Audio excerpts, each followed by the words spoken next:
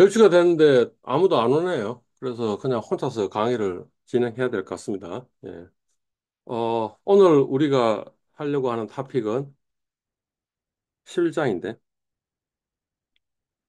요 11장, 11장인데, 우리 이제까지 했던 걸 한번 생각을 해보면, 1장은 기업이 재무 관리하고 어떤 관계가 있는가, 그 다음에 2장에서는 정권 시장이 어떻게 작동하느냐, 회계 정보가 기업 재무하고 재무 관리하고 어떤 관계가 있는가?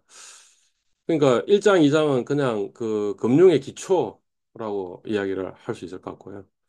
그다음에 3장도 가치평가의 기초 이렇게 적혀 있으니까 이것도 금융의 기초 이렇게 되는 거죠. 가치평가 3장에서 배운 가치평가의 그 방법을 이용해서 기업의 그 실물 투자 의사 결정을 할 수 있는데 그걸 보고 우리는 뭐라 그러냐 하면 자본 예산이다라고 이렇게 이야기를 했으니까 4장, 5장은 이 재무관리 기업 재무에 해당되는 그런 챕터가 되겠네요. 6장, 7장은 이제 그 3장에서 배운 화폐 시장 가치 평가하는 방법을 채권이나 주식에다가 적용한 거니까 이것도 뭐 기업 재무 관리의 이슈라고 하기보다는 그냥 그 금융의 그냥 기초입니다. 그리고 나서 8장, 9장, 10장이 있는데, 8장, 9장, 10장은, 뭐, 금융의 기초, 이렇게 이야기할 수도 있고요. 사실은, 자본 예산이나 아니면 자본 구조나 배당 정책 같은 이 기업 재무 관리의 이슈하고 연관이 되어 있습니다.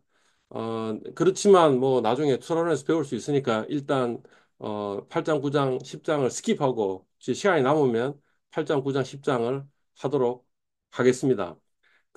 그래서 오늘 이제 그냥 8장, 9장, 10장을 스킵하고 그다음에 자본 구조를 하게 되는데 자본 구조는 뭐였어요? 기업이 이 투자를 해야 되는데 그 투자하는 것을 내 돈으로 할 거냐, 자기 자본으로 할 거냐, 그 다음에 남의 돈으로 할 거냐, 타인 자본 또는 부채로 할 거냐. 해서 그걸 이제 자본 구조의 문제, 이 재무 관리에서 기업 재무에서는 자본 구조의 문제 이렇게 이야기해서 그걸 이야기를 하게 될 거고. 그래서 이제 그 이 세 가지 의사결정이 있다 그랬죠. 하나는 투자, 그다음 뭐죠? 조달. 세 번째는 뭐예요? 환원. 이익이 생겼으면 그 이익을 환원하는 거. 그게 이제 좁게 이야기하면 배당 정책. 그래서 12장이 배당 정책. 그래서 11장, 12장을 하면 이제 기업 재무의 기본적인 이슈는 다 다뤘다라고 세 가지 이슈. 이게 뭐였죠? 자본 예산. 그다음에 조달이 자본 구조. 그다음에 환원이 뭐 굳이 이야기하자면 별로 좋은 표현은 아니지만 환원 정책이 더 나을 것 같은데 이익 환원 정책이 더 맞는 말인 것 같은데 그냥 배당 정책 이렇게 해서 세 가지 문제이다. 정인진 씨, 네, 잘 보여요? 네, 캠은 잘 돼요. 캠은 제 캠이요? 지금 안 켜놓은 것 같은데. 제가 지금 핸드폰인데, 어, 캠의 각도가 잘 안 나오거든요. 어, 그래요. 음, 오케이. 그러면 캠 없는 상태에서 이야기를 하도록 합시다. 예. 그리고 사실 예, 중수업에 핸드폰으로 들어오는 거는 별로 효과적이지 않은 것 같아요. 그죠? 그쵸. 근데, 수업 준비가 잘 안 된 거다라고 이야기할 수 있어요. 네, 여하튼 그 잘 보면서 본인이 궁금한 질문이나 이런 게 있으면 이야기를 하세요. 네, 음. 혹시 뭐 이제까지 했던 거에 대해서 질문이나 뭐 코멘트 할 거 있어요? 아니요. 오늘 수업 이후에 좀 해보면 좋을 것 같습니다. 오케이. 그리고 이제 그 질문을 항상 해야 된다 그랬고 네, 이 수업 시간 끝나고 나서 만약 뭔가 좀 생각을 했으면 그 질문을 밴드에 올리면 된다 이렇게 이야기했어요. 네, 어, 정인진 씨였나? 네, 그죠? 예. 네.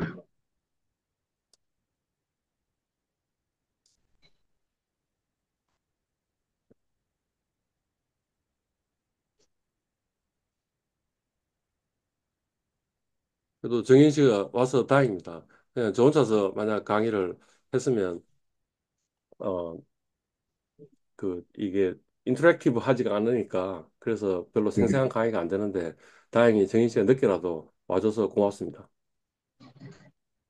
지금 방금 제가 했던 이야기가 이런 거였습니다. 기업 재무 또는 재무 관리의 이슈는 크게 세 가지로 나눠진다. 하나는 투자 의사결정, 또 하나는 자본 조달 의사결정, 또 하나는 이익 환원 의사결정. 이 세 가지로 나눠진다. 그거를 네, 기업 재무 또는 재무 관리에서는 뭐라고 부른다고요? 투자 의사결정을 자본 예산. 그래서 우리 이미 다룰 거예요. 오늘 네, 자본 구조를 할 것이다. 네, 그다음에 이제 그 다음번에 아마 배당 정책 12장을 할 건데 그게 이제 뭐냐면 이익 환원이다. 예. 배당 정책이라고 표현하는 것보다 이익 환원이라고 표현하는 게 더 나은 것 같다. 왜냐하면 이익을 환원하는 방법이 배당만 있는 게 아니고 자사주 매입이라는 것도 있으니까 배당 정책이라고 하는 것보다는 이익 환원 정책 하는 게 좀 더 좋은 표현인 것 같은데 이까지 지금 이야기를 했습니다. 네, 그리고 이제 1장, 2장, 3장은 그냥 금융의 기초.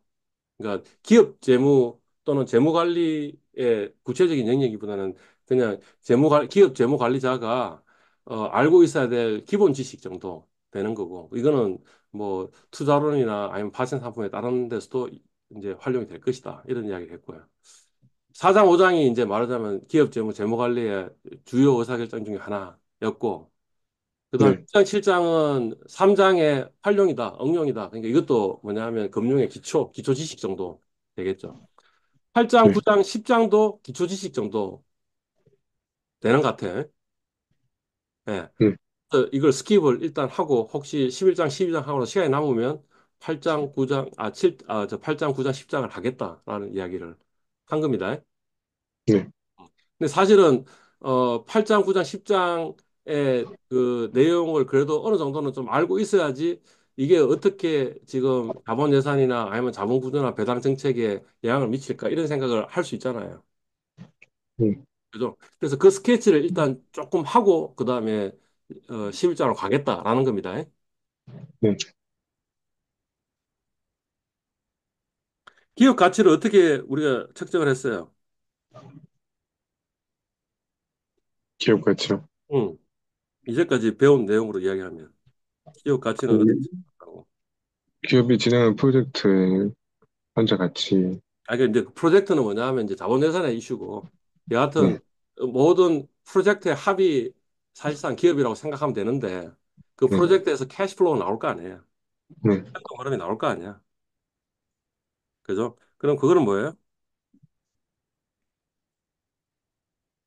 이렇게 현재 가치화 시킨다. 그게 뭐냐면 현금 흐름 할인법. 그래서 디스카운트 캐시플로우 메서드라는 걸 우리 이제까지 배운 거죠. 네.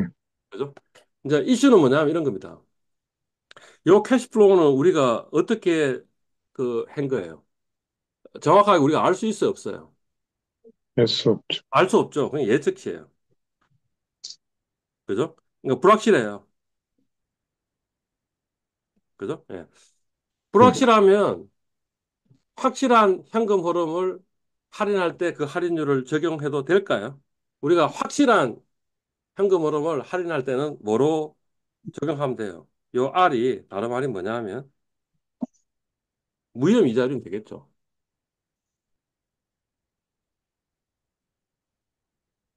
그죠? 예. 그래서 네, 이제까지 모든 문제들은 뭐냐 하면 확실한 세상에서 이야기를 해가지고, 그냥 그 이자율이라고 표현했는데 그 이자율은 사실은 뭐냐 하면 무혐 이자율. 예.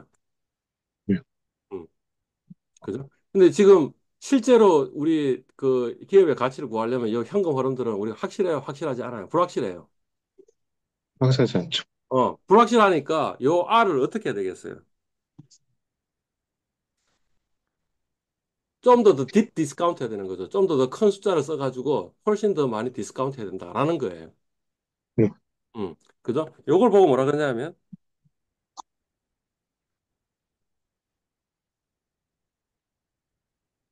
위험 프리미엄. 영어로 음, 리스크 프리미엄이라고 해요. 네, 음. 그러니까 지금 8장, 9장, 10장에서 이야기하고 있는 게 뭐냐 하면 요 리스크 프리미엄을 어떻게 결정하면 좋겠느냐라는 거예요. 네, 음. 근데 이제 그것을 결정하는 어떤 모형으로 그 윌리엄 샤프라는 사람이 제안한 게 있다는 거지. 그걸 보고 뭐라 그러냐면 캐피탈 에셋 프라이싱 모델. 그래서 줄여가 CAPM 이렇게 이야기하고 한국말로는 자본, 캐피탈이니까 자본, 그다음에 에셋이니까 자산, 프라이싱이니까 가격 결정 모형이라고 이야기하고요. 그래서 윌리엄 샤프가 이과적 노벨 경제상을 받았어요. 그게 지금 뭐냐면 9장이고 8장은 뭐냐면 9장을 뭔가 이야기하기는 배경 지식을 이야기하기 위해서 포트폴리오 선택 이론을 하는 거고 그다음에 진짜 이게 맞느냐라는 걸 이야기하는 게 시장 효율성이고 이렇게 지금 8장, 9장, 10장이 있어요. 근데 네, 그 기업 재무에서 알아야 될 최소한도로 지금 8장, 9장, 10장을 요약하자면 요식 하나만 딱 기억하고 있으면 돼요. 어떤 식 하나만 기억하고 있으면 되냐면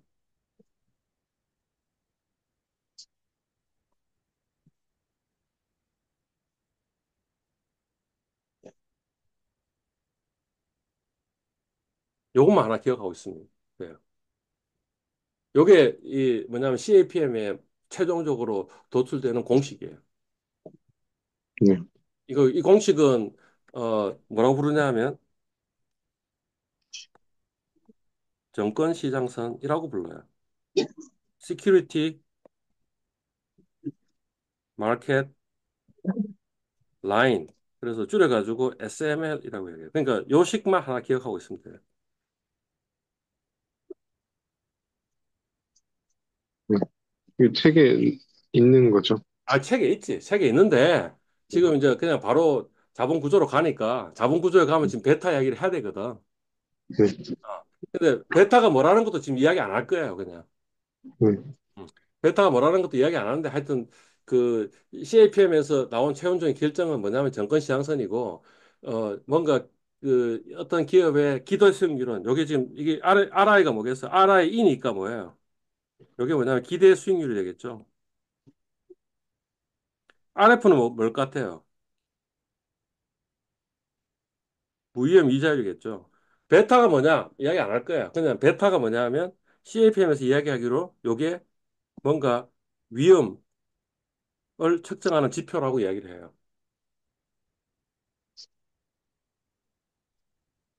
그러니까 지금 요 시기 이야기하고 있는 게 뭐냐면 베타가 커지면 커질수록 이 RI 빼기 RF가 커져야 된다라는 걸 이야기를 하고 있는 거죠. 네, 음. 이 RI 빼기 RF는 뭐냐 하면 이 RI가 뭐예요? 위험한 어떤 자산의 수익률이잖아요. 네, 그 수익률은 위험한 자산은 무위험한 자산에 비해가 RF에 비해 가지고 좀 높아야 되지 않겠냐. 그러니까 이게 뭐냐면 개별 자산의 위험 프리미엄이 되겠죠. 음, 그죠? 네, 요 ERM 빼기 RF는 뭘 것 같아요?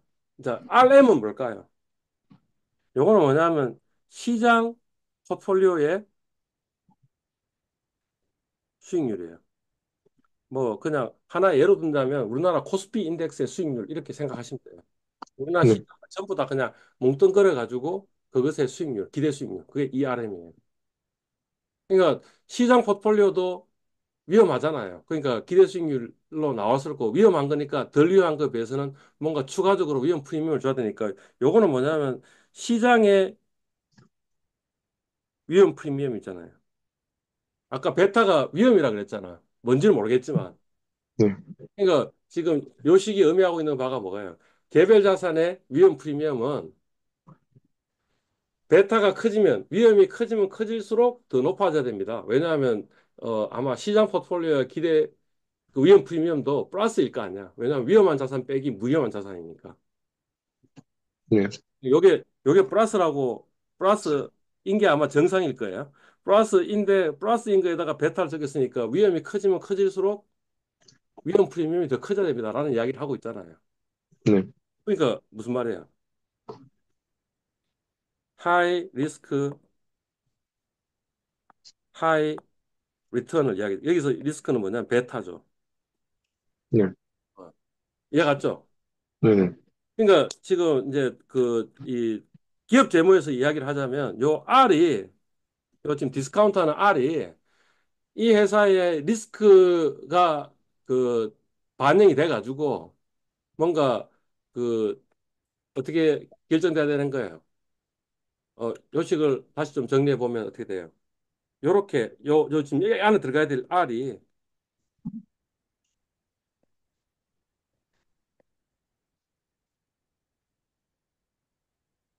요렇게 구하면 되지 않겠냐라는 이야기를 제시하고 있는 거죠. 무혐 이자율에다가 요게 뭐냐면 아까 이야기했던 알파가 되는 거죠. 그래서 그거 가지고 디스카운트 하면 되겠다라는 게 지금 이제 8장, 9장, 10장의 이제 최종적인 결론이에요.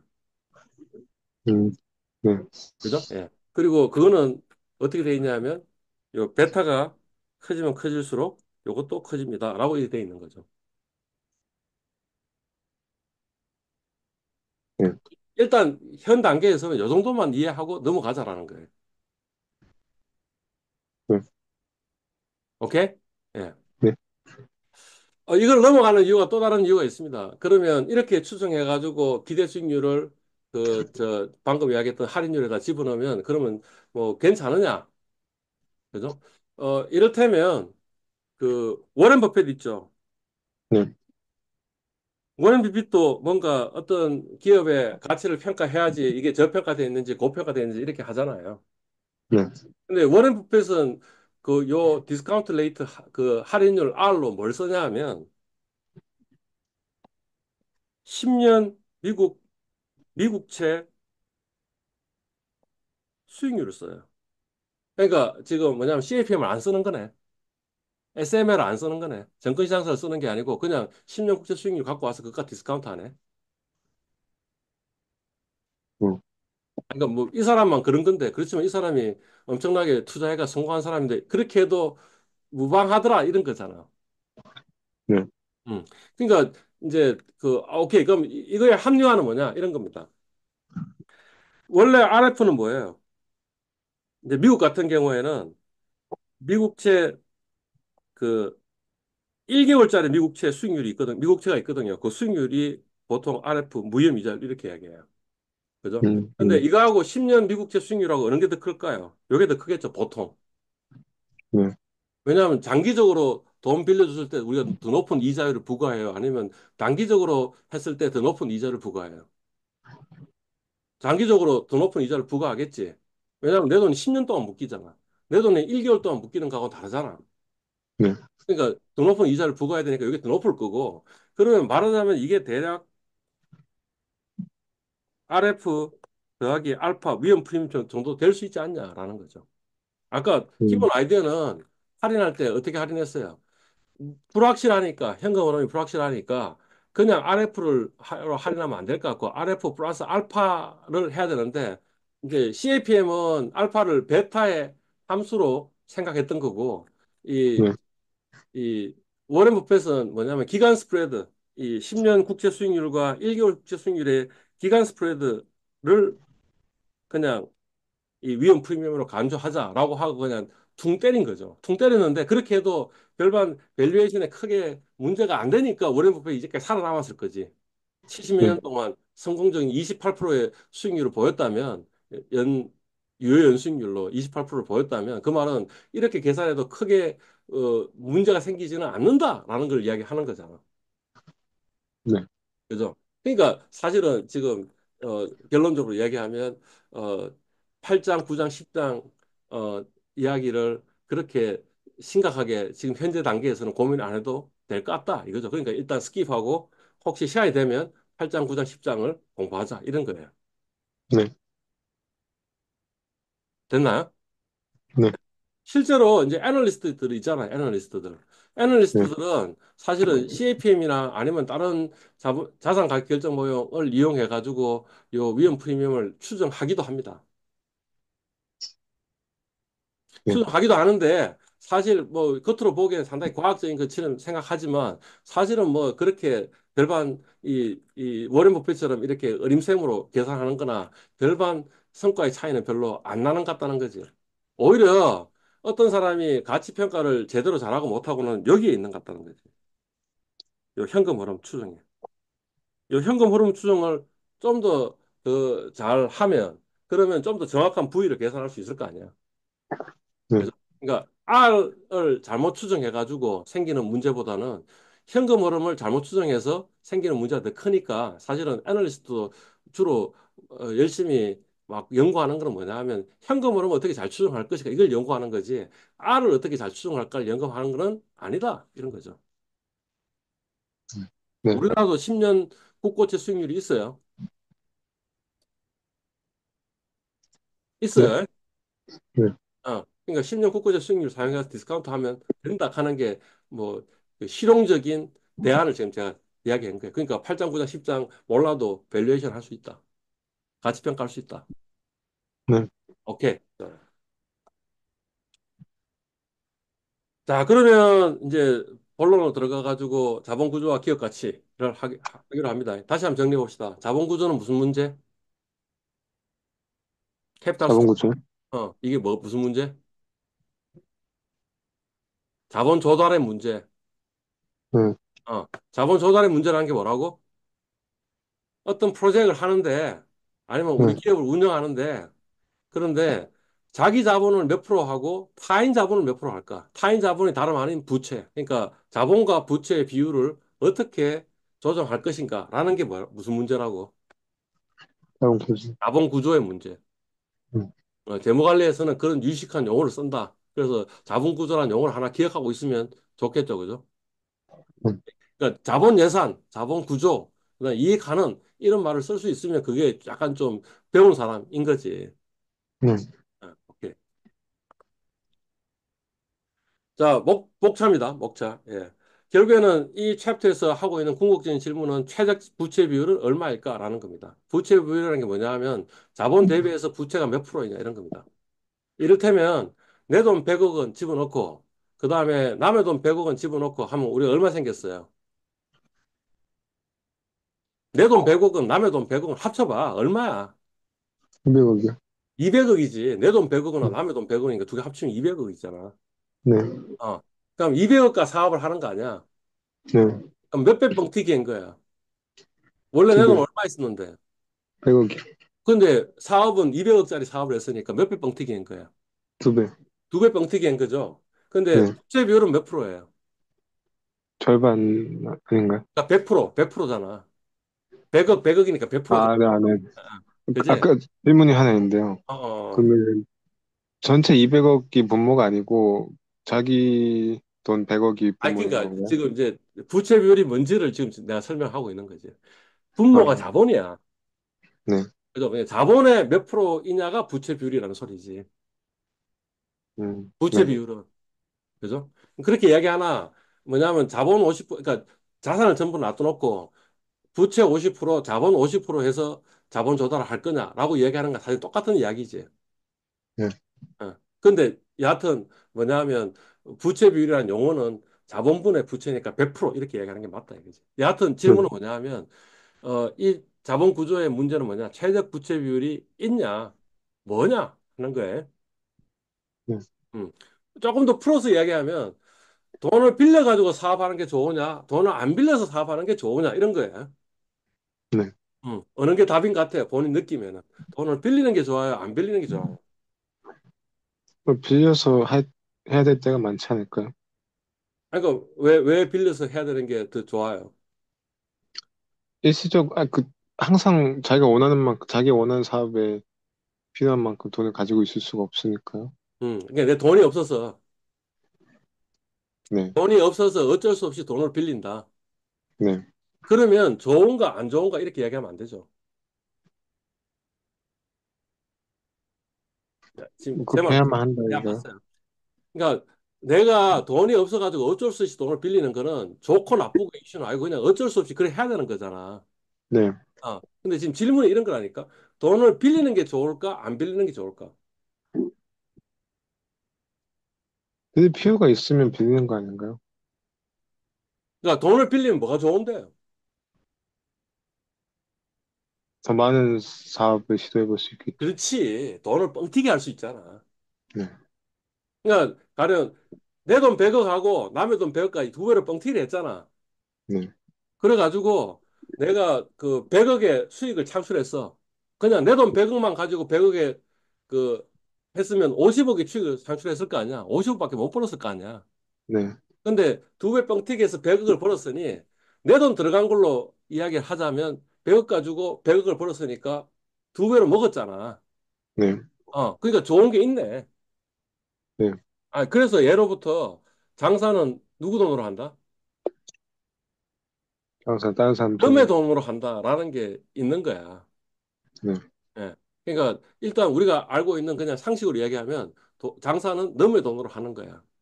네, 그지? 근데 그 좋은 점만 있어요. 나쁜 점은 없어요. 그러니까 좋은가 안 좋은가 이야기를 했으니까 그럼 나쁜 점도 있을 거 아니야. 네. 나쁜 점은 뭔데? 거기서 절반 손해 보면 자기 돈은 없어지는 거죠. 오케이, 뭐 그런 것도 있는 것 같고. 음, 그거 말고 또 뭐 있는 것 같아요. 뭐 돈을 이자, 빌려서 이자를 갚아야 되잖아. 네, 내가 돈을 돈을 못 벌었어. 그럼 이자 갚을 돈도 없잖아. 그럼 어떻게 되는 거야, 내가? 뭐 파산하는 부도가 거죠. 나겠지. 그러니까 부도나는 그런 안 좋은 점이 있는 거죠. 그러니까 이제 이 질문이 그런 거죠. 그러니까 아마 최적 부채 비율이 있다면 그거는 뭐냐 하면 그 부도 안 날 정도이면서 돈을 많이 빌릴 수 있는 방법이 뭘까? 이런 게 아마 답일 것 같다라는 걸 지금 사전적으로 우리가 좀 생각해 볼 수 있는 거 아니에요. 네, 오케이.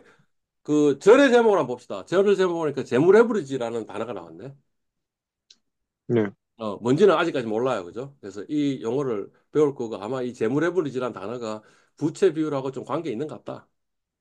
네, 그다음에 이 두 번째 절은 완전 자본시장의 자본구조 했으니까 자본시장이 완전하면 그럼 자본구조는 이렇게 이렇게 돼야 된다라는 내용이 나와 있을 것 같지.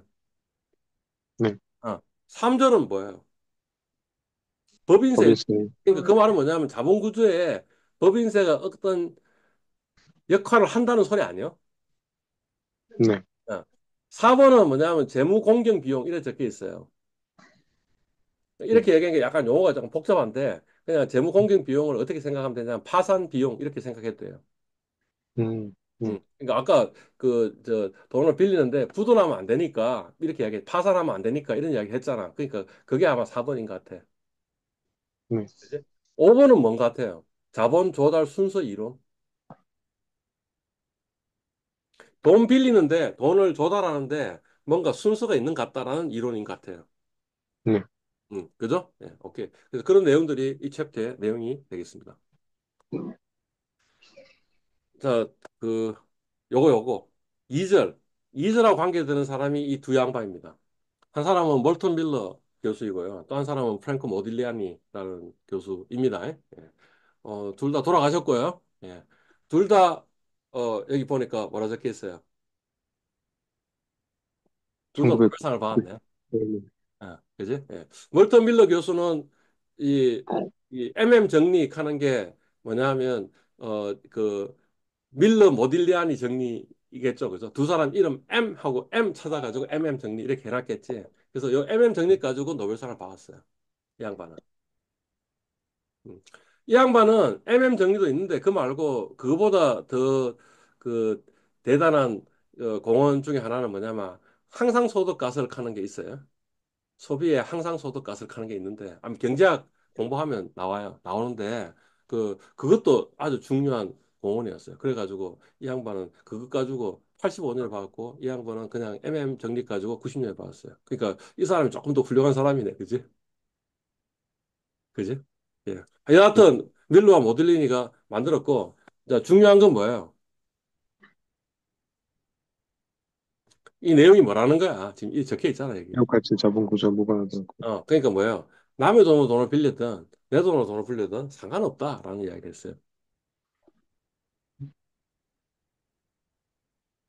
우리 지금 방금 부도 했던 위험, 이야기하고 완전히 그냥 동떨어진 이야기 하는 거 아니야?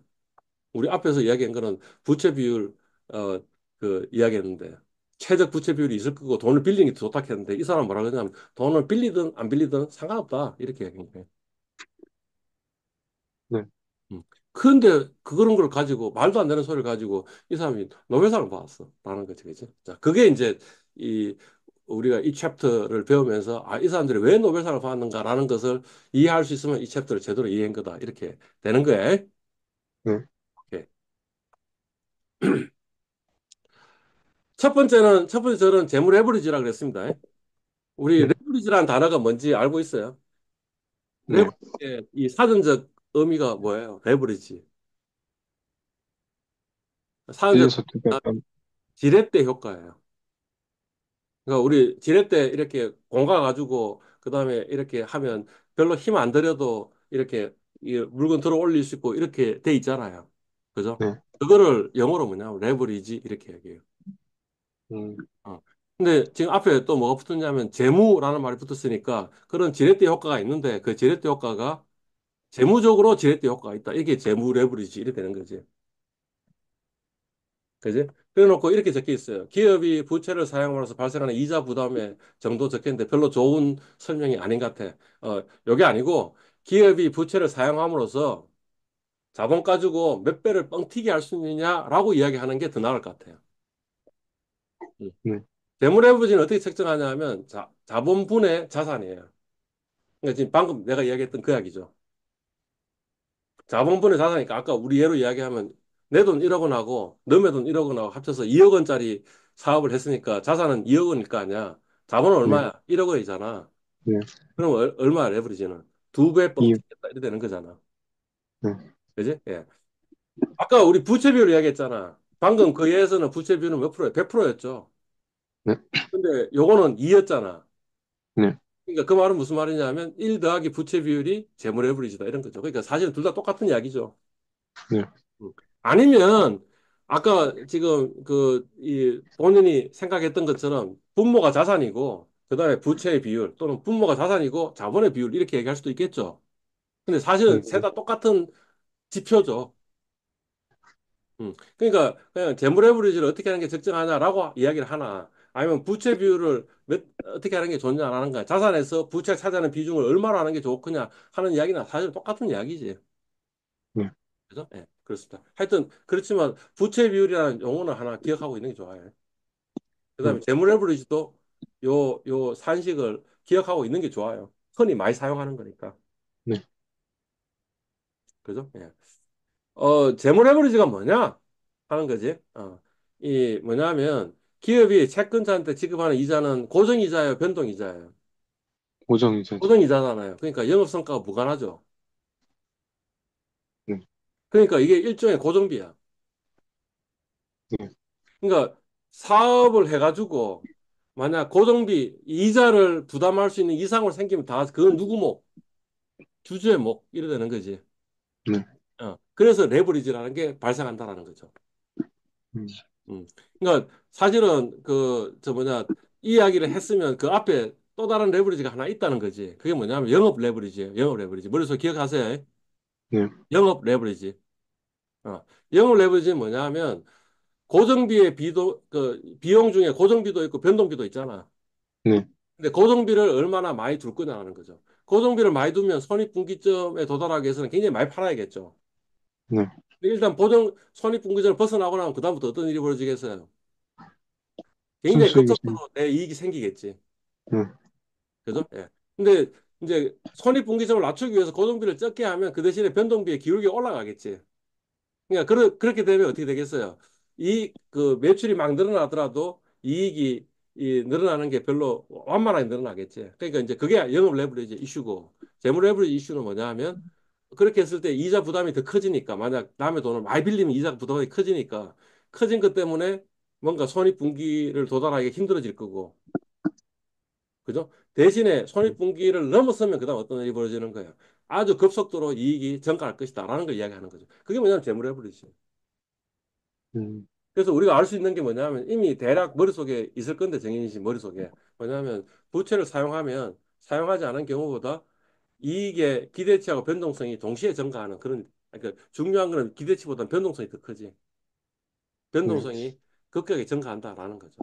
왜냐하면 사업을 뻥튀기 했잖아. 그냥 음, 이자 없다고 생각하고 이야기를 하면 그럼 어떤 거예요? 100억 해가지고 100억 더 빌려가지고 200억으로 뻥튀기를 하면 그러면 뭐예요? 그 돈은 전부 다 나한테 귀속이 되니까 두 배를 뻥튀기 할 때 훨씬 더 이익이 나면 훨씬 더 많이 이익이 나는 거고 손실이 나면 훨씬 더 적게 손실이 나는 거 아니냐라는 거지. 네, 더 많이 손실이 나는 거 아니냐라는 거지. 그래서 변동성 클 거다. 라는 이야기고 그거 예예요, 지금. 이제 예를 두 가지 둔 거죠. 부채를 사용하지 않으면 그러면 뭐야? 100억 원 가지고 자본 조달한 거지. 네, 그죠? 100원가 자본 조달하고 그다음에 그러면 뭐 영업이익이 5억일 때도 있고 10억일 때도 있고 15억일 수도 있고 20억일 수도 있고 25억일 수도 있는데 그죠? 네, 그러면 사실 이익은 얼마예요? 그 부채가 없으니까 이자가 없잖아. 그러니까 비용이 없잖아. 네, 이자 비용이 없잖아. 그러니까 그냥 네, 그대로 이겠지. 네, 그러면 주당 순이익은 뭐 100만 주라고 생각하면 주당씩 이래 되고 그러면 자기 자본 수익률을 계산해 보면 5%, 10%, 15%, 20%, 25% 된다 이런 거죠. 네, 그냥 단순한 그 재무 회계 장부 가지고 계산한 게 이렇게 나온다라는 거고요. 이제 비교할 네, 케이스는 뭐예요? 부채를 사용하는 경우죠. 그죠? 원래는 네, 아까 앞에 예에서는 100억을 통으로 내 돈으로 쓴 건데 요번에는 뭐예요? 내 돈 50원하고 너의 돈 50원이고 그다음 이자율이 10%라고 하자 이런 거지. 네, 그지? 그럼 영업이익은 똑같겠지. 앞에 표하고. 네, 근데 뭐가 있어요? 고정비가 있죠. 이자 비용이 5억씩 나갔죠. 네, 그러니까 영업이익에서 이자 비용 빼면 순이익이 나올 거고 그럼 네, 주당 순이익이 나올 거고, 그러면 자기 네, 자본 수익률이 나올 건데, 네, 그죠? 이번에는 투자한 자기 자본은 얼마예요? 50억, 50억이죠. 앞에는 얼마예요? 100억이죠. 100억이죠. 그러니까 앞에 표하고 뒤에 표하고 지금 왔다 갔다 하면서 보십시오. 지금 빨리 그 자기 자본 수익률만 한번 보십시오. 높네요. 수익이 높을 때 많이 높네. 그죠? 예. 그 다음에 네, 그 변동성이 어떻게 되냐고. 부채 사용하지 않을 때는 25%인데 맨 오른쪽이 네, 더 크네요. 네, 40%죠. 아, 이거 당연하죠. 왜냐면 분모가 작아졌으니까. 네, 자기 자본을 나눠주는데 자기 자본이 적어졌잖아. 그러니까 당연히 커지겠죠. 그죠? 브레이크 포인트가 어디예요? 부채를 사용하는 경우에는 브레이크 포인트가 어디예요? 매우 저조면 0원이죠. 네, 근데 어, 사용하지 않는 경우에는 매우 저조가 5%죠. 그러니까 브레이크 포인트는 더 왼쪽에 있죠. 네, 그죠? 그러니까 부채를 사용하지 않는 경우에 비해서 이 이익이 좀 주는 게 있죠. 왜 이익이 좀 주냐면 5억은 어차피 벌어봐야 소용이 없죠. 왜냐하면 이자 비용 네, 내야 되니까. 여기 이자 네, 비용 내야 되니까. 그러니까 약간 더 왼쪽으로 가고 그다음 변동성도 커지고 뭐 그런 이펙트가 있다라는 걸 대략 그냥 이제 느낄 수 있는 거죠. 그죠? 네, 느꼈던 거를 이제 그림으로 그린 거예요. X축은 영업이익이고 Y축은 주당 순이익이고 그다음에 부채를 사용하지 않는 경우에는 이런 기울기인데 네, 부채를 사용하는 기구에는 기울기는 이래 된다는 거지. 그러니까 손익분기점이 원래는 0원이었는데 손익분기점이 어디로 간 거예요? 5억으로 간 거죠. 네, 그죠? 그 다음에 또 하나는 뭐예요? 이게 영업이익이 증가함에 따라 가지고 이 기울기가 어느 게 더 급격해요? 부채를 사용하는 게 훨씬 더 급격한 거죠. 그러니까 그 말은 뭐냐면 손실을 볼 때도 급격하게 손실을 볼 수 있다는 소리죠. 네, 음. 그러니까 여하튼 돈을 빌리면 어떻게 되는 거예요? 변동성이 증가한다. 이렇게 생각하면 되는 거죠. 네.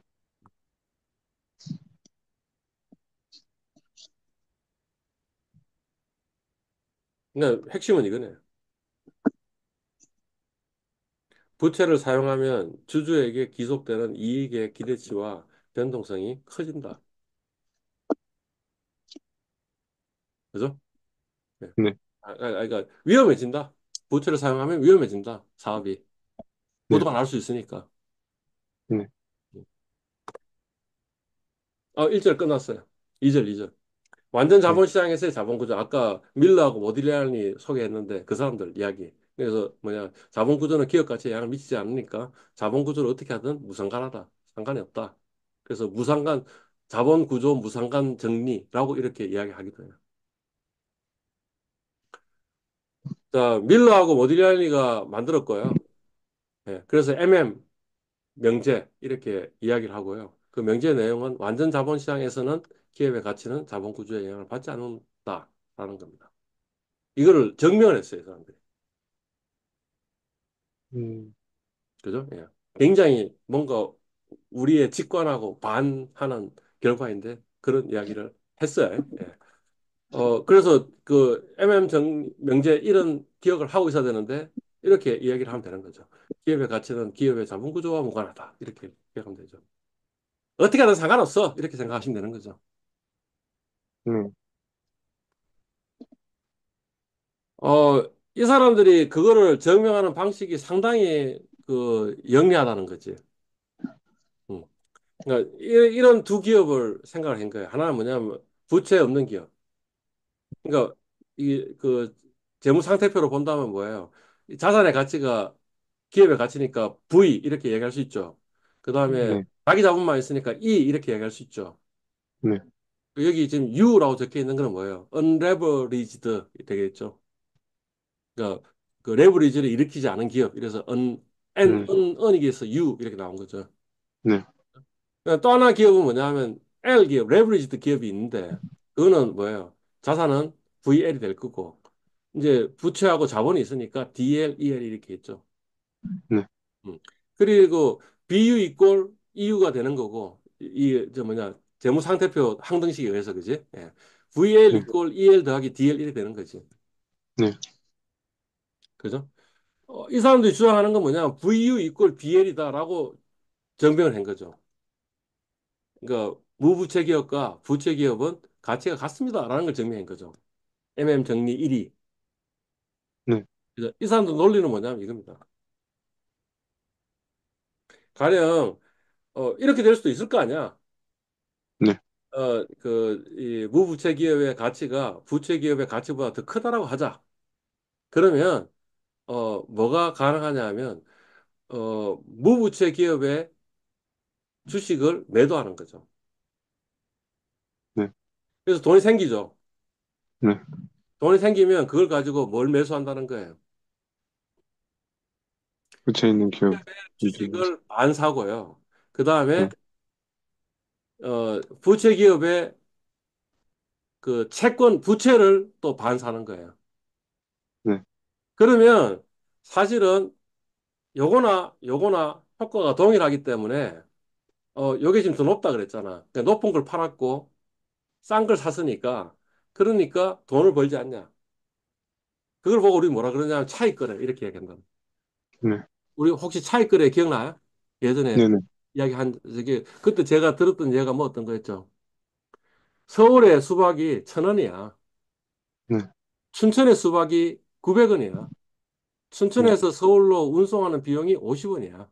그럼 무슨 네, 짓을 할 수 있어요? 지금 두 개가 상등식이 성립 안 했잖아. 등식이 성립 안 했잖아. 그러니까 비싼 거를 팔고 싼 걸 산다 그랬잖아. 춘천에서 네, 수박을 사가지고 얼마에? 900원에 사가지고 운송을 했어. 그러면 합성 서울 수박이 됐는데 그러면 950원이 들었는데 네, 근데 1,000원에 팔았으니까 그러면 50원 이익이 생기네. 네, 이게 차익거래. 수박 차익거래. 이렇게 하겠잖아. 역시 네, 마찬가지로 이것도 그런 차익거래를 할 수 있다는 거지. 네. 아, 사람들이 마구마구 춘천에서 수박을 사. 그럼 춘천의 수박 가격은 오, 오, 올라가겠지라는 거지. 네, 누군가가 네, 마구 춘천에서 서울로 가는 트럭을 빌려. 그러면 운송 비용이 올라가겠지. 네, 그죠? 누군가가 마구마구 이 틀을 갖고 와가 수박을 내려놓고 팔기 시작했어. 그러니까 서울 수박 가격이 떨어지겠지. 그러니까 어떻게 네, 돼? 서울 수박 가격이 이꼴 춘천 수박 가격 더하기 운송 비용. 이 등식이 성립하지 않겠냐? 그게 수박 차익 거래였잖아. 네, 그죠? 똑같은 이야기죠. 이 사람 이야기하기를 EU하고 BL이 똑같아서 EU 이꼴 EL 더하기 DL이라 그랬는데 만약 그런 성립이 안 된다면 싼 거 사가지고 비싼 거 팔면 그러면 차익 거래 일어날 수 있고 차익 거래가 일어나면 요것이 가격이 올라가고 여기 가격이 떨어지니까 같아질 것이다. 그러니까 상당히 영리한 아이디어를 가지고 증명했죠. 그러니까 증명하는 것도 별로 어렵지 않아요. 그냥 쉽게 증명을 한 거예요, 사실은. 이 사람들이. 네, 됐나요? 네. 네, 오케이. 아까 지금 앞에서 이야기한 게 EU 이끌 EL 더하기 DL이라 그랬잖아. 진짜 그런가? 라는 거지. 그걸 알고 싶어서 표시 11-3이 나온 거지. 지금 이런 경우잖아요. 이, 그 무부채 기업의 가치가 부채비의 가치보다 더 큰 경우에 그러면 어떻게 한다고 요걸 셀하고 요걸 바이 하면 돈을 벌 수 있다 그랬는데 네, 그죠? 요걸 셀하고 요걸 바이 하면 돈 벌 수 있다 그랬는데 그러면 요 두 개가 똑같은 캐시플로우를 나오면 똑같은 물건이라고 이야기할 수 있잖아. 그죠? 그래서 지금 이렇게 해놓은 거죠. 얘가 지금 뭐예요? 무부채 기업의 주식을 그냥 1% 매입하면 그 말은 뭐냐? 내 투자 금액은 이렇게 될 거고. 네, 그죠? 그때 나의 수익은 얼마냐면 이 기업의 영업이익의 1%만큼을 내가 먹는 거 아니냐라는 거지. 네, 그지? 예. 이제 이쪽 이야기합니다. 그 부채 기업의 주식을 1% 매입하고 그다음에 그 부채 기업의 채권을 1% 매입했다면 그러면 음, 주식의 가치에 곱하기 1% 매입한 거고 채권의 가치 이 투자금은 요거고. 그죠? 그다음에 뭐예요? 그 캐시플로우는 어떻게 되느냐 하면 주식을 했으니까 영업이익이 생겼는데 거기서 뭔가 바깥으로 먼저 나가야 될 게 있잖아. 그게 이자였으니까 이자 빼고 그거의 1%만큼 먹는 거고. 이거는 뭐예요? 이자의 1%를 먹는 거잖아. 그럼 요 두 개 합치면 음, 얼마야? 영업이익 어, 1% 먹는 네, 거니까 요 두 영업이익이, 개 A하고 B하고 같은 거다. 같은 수익이 나오는 거야. 네, 같은 수익이 나오면 투자 금액도 같아져야겠지. 그러니까 VU 이꼴 EL 더하기 DL이 돼야 되겠지. 또 다시 말하면 VL이 돼야겠지. 그러니까 BU 이꼴 VL이 된다. 이게 지금 경우 1번의 이야기네. 네, 이제 요 반대되는 경우를 한번 봅시다. 자, 반대되는 경우에 반대되는 경우에는 어떤 일을 할 수 있냐면 뭐였어요? 이래 돼 있으니까 이래 돼 있으니까 그 EL 더하기 DL을 팔고 그다음에 EU를 사면 된다 그랬잖아요. 네, 그죠? 그러면 그 요 등식에서 여기 지금 원래는 DL인데 DL을 1로 넘기면 이렇게 되잖아. 그러면 네, EU 빼기 DL은 뭘까? EU 플러스 EU니까 그건 뭐예요? 무부채 기업의 주식을 산다 이런 행위죠. 네. 그죠? 그다음에 DL은 뭐예요? 부채, 부채 기업의 채권을 산다는데 여기 지금 마이너스 붙어 있잖아. 그 말 뭐예요? 네, 판다는 건, 채권을 판다는 거고 그러면 어떻게 되는 거예요? 부채 기업의 그러면은, 채권을 팔아서 돈을 조달해 가지고 그것 가지고 이 저 뭐지? 그 무부채 기업의 주식을 사는 행위나 네, 이 뭐지? 부채 부채 기업이나 기업이익이, 똑같습니다 하는 게 요 등식이지. 네, 그죠? 예. 그래서 뭐냐면 요 부채 기업의 주식을 사는 행위가 C네, 지금. 그 투자 네, 금액은 이래 되고 수익은 이래 되고. 네, 요거 차입한다 그랬으니까 투자 금액은 마이너스가 돼야 될 거고. 그러면 마이너스 이자만큼 지급해야 되고. 그다음에 요 주식을 산다 그랬으니까 이게 투자 금액이 될 거고 이래 될 거고. 그러면 어 요 두 개 캐시플로우 합치면 요게 되고 요 캐시플로우와 요 캐시플로우 같네. 동일한 수익을 주면 투자 금액도 같아져야 됩니다. 네. 그지? 그러니까 그 등식을 계산해 보면 VA 꼴 BU가 된다. 이런 거죠. 그게 지금 11-4예요. 요게 재밌는 이야기인데 EU 빼기 DL 이게 뭐였어요? 부채가 없는 기업의 주식을 부채 없는 사고, 기업의 채권, 부채가 있는 기업의 채권을 공매해 가지고 그 돈으로 부채가 없는 기업의 주식을 삽니다라는 행위고요. 네, 요거는 뭐예요? 부채가 부채가 있는 있는 기업의 기업, 주식을 사는 거죠. 그러니까 뭐냐면 네네, 부채가 있는 기업의 주식을 사는 거는 뭐냐면 내가 돈 빌려 가지고 그 돈 가지고 뭐예요? 레버리지가 없는 기업의 주식을 사는 행위와 똑같습니다. 그래서 그걸 보고 뭐냐면 홈메이드 레버리지 이게. 음, 기업이 레버리지를 익히니까 내가 레버리지 익히니까 똑같으니까 결국에는 뭐냐면 부채 기업의 주식을 사는 방법은 두 방법이 있을 수 있고 그 두 방법이 있으면 두 방법은 똑같은 결과가 나와야 된다라는 게 밀러 모딜리아니의 MM 정리라는 거죠. 네, 그죠? 예. 뭐 지금 복잡한 이야기를 했는데 이제 복잡한 이야기는 다 잊어버리고 뭐만 기억하고 있으면 돼요. 뭐죠? VU 이꼴 VL입니다. 라는 걸 기억하고 있으면 되지. 네, 그죠? 예. 요게 MM 정리 1이에요. MM 명제 2는 뭐냐면 MM 명제 1이 만약 성립한다면 자기 자본의 기대 수익률이 어떻게 될까라는 것을 이야기를 하고 있어요. 그냥 이 그림을 보고 이해를 하면 되겠네. 자, X축이 뭐예요? 기대수익률. 부채 비율. 아, 부채비. 그러니까 네, 오른쪽으로 갈수록 레버리지를 많이 일으키는 거네요. 네. 그죠? 그다음 Y축이 뭐예요? 기대수익률. 기대 수익률이에요. 그죠? 예. 그러면 부채 기대 수익률은 수평선 맞아요. 네, 그러니까 부채 비율이 높든 낮든 보통 그 돈 빌리는 그 이자는 똑같아요. 네, 오케이. 좋아요. 자산의 기대 수익률은 MM 정리 1에 의하면 어떻게 됐어요? 무관하다며 기업 가치하고. 네, 그러니까 기대 수익률도 똑같겠네. 네, 그지? 어, 자산의 기대 수익률은 자기 자본과 타인 자본 기대 수익률의 가중 평균 아니에요? 네, 맞잖아. 그러니까 뭐냐면 요게 수평선 유지하고 그다음 부채 기대 수익률이 낮으니까 그러면 이게 수평선을 유지하려면 자기 자본 수익률은 이렇게 올라가야겠죠.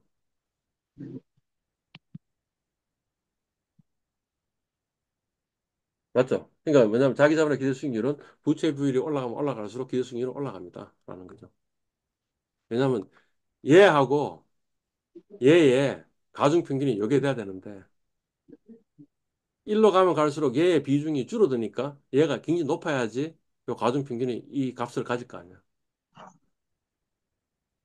네, 그죠? 예. 근데 이제 머릿속에 기억할 거는 뭐예요? 자기 자본의 기대 수익률은 부채 비율이 올라가면 올라갈수록 올라갑니다라는 걸 이야기한 게 이 그 MM 정리 2인 거죠. 네. 어, 지금 이제 MM 정리 2를 수식으로 표현하면 이렇게 된다는 거예요.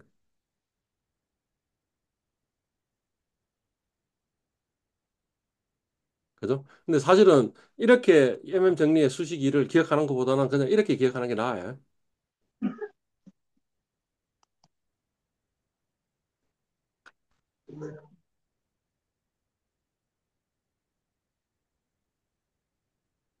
자산의 기대 수익률은 뭐예요?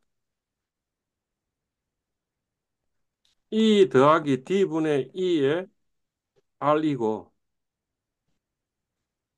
E 플러스 D분의 D의 RD 아니에요? 이게 뭐냐면 그 자산의 기대 수익률은 자기 자본의 기대 수익률과 타인 자본의 기대 수익률의 가중 평균이 자산의 기대 수익률이 될 겁니다라고 지금 적혀 있는 거죠. 네. 그죠? 이 수식을 풀면 그 정리하면 이 수식이 나와요. 그러니까 그거는 뭐 네, 정리해 보면 되는 거고. 그죠? 네, 그러니까 사실 이 수식을 외울 필요는 없는 거지. 그죠? 예. 그래서 핵심 이렇게 적혀 있습니다. MM 명제 1이 성립하면 자기 자본의 기대 수익률은 기업의 부채 비율에 비례해서 증가한다. 요거를 머릿속에 기억하고 있거나 아니면 요 그림을 지금 머릿속에 기억하고 있으면 되는 거죠. 네, 그죠? 그러니까 MM이 굉장히 대단한 이야기를 한 겁니다. 왜 대단히 한 거냐면 기업의 가치 평가를 하는데 특히 네, 자기 자본의 가치 평가를 하고 싶으면 그때는 어떻게 해야 된다는 거예요. 부채 비율에 따라 가지고 부채 비율이 많으면 그 기대 수익률이 올라가도록 디스카운트 해줘야 됩니다라는 이야기를 하고 있는 거죠. 네, 그 다음에 MM 명제가 맞다면 그러면 부채 비율하고 무관하게 그냥 그 만약 자산의 현금 흐름을 그 디스카운트 한다면 그냥 일정한 값을 그냥 써도 상관이 없습니다라고 지금 이야기한 거죠. 네, 그죠? 네. 방금 아까 제가 부채 기대 수익률은 수평선일 것입니다라고 이야기하니까 저 정현진 씨가 예, 이해 갑니다 이렇게 이야기했잖아. 네. 아니지 않아? 부채 비율이 굉장히 커졌어. 그럼 어떤 일이 벌어져요? 이 회사가 부도날 부도, 가능성이 높아졌지. 네네.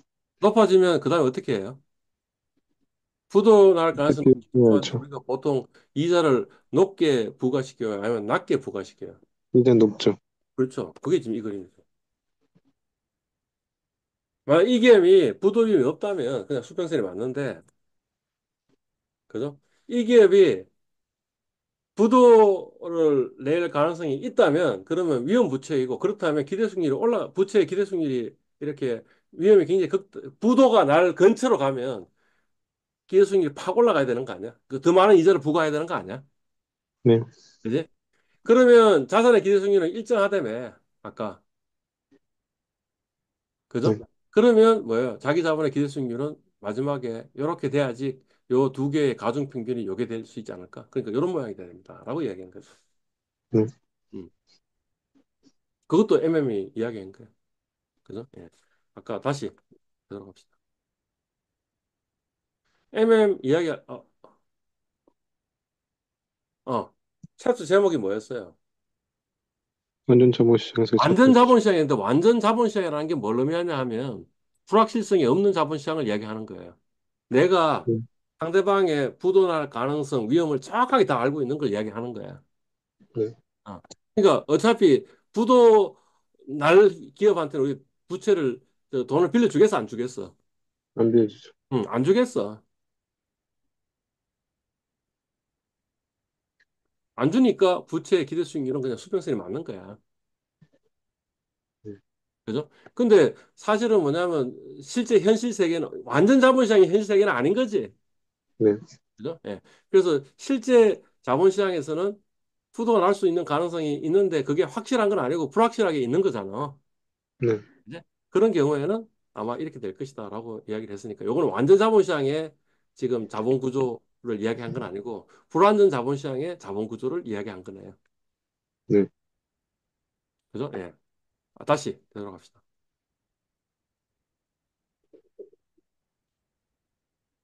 이 사람들이 노벨상을 받았어. MM 정리 가지고.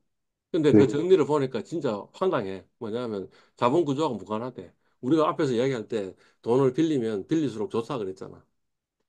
네. 그죠? 그러면 기업 가치가 돈을 빌리면 빌릴수록 가치가 올라가야 되는 거 아니야? 근데 안 올라간다는 걸 증명했어. 무슨 이런 뚱딴지 같은 이야기를 했냐라는 거지. 그럼 네. 그것 가지고 왜 노벨상을 받았냐고.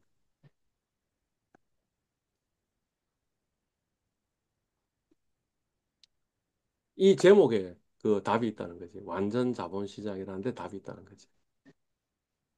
우리가 물리학 이론을 만들 때 맨 처음에 그 상정하는 세계는 뭐 어떤 상정하는 세계를 보통 둬요? 혹시 아세요? 진공관 상태를 둬요. 네. 그러니까 물리의 어떤 운동의 법칙을 이제 정의를 하는데 뭐냐면 마찰이 없다고 생각하는 거야. 네. 음. 그리고 나서 그 다음번에 그래서 이제 그이 물건이 어떻게 움직이는지 동학을 쫙 이렇게 디파인 정의를 했겠죠, 그죠? 이렇게 된다라는 걸 이제 뭔가 이론을 만들어냈잖아. 그죠? 이론을 만들어내놓고 나고 그다음 어떻게 하는 거야? 지금 아주 비현실적인 가정을 하나 한 거잖아. 뭐 어떤 가정을 한 거야? 마찰이 없습니다라는 가정을 한 거잖아.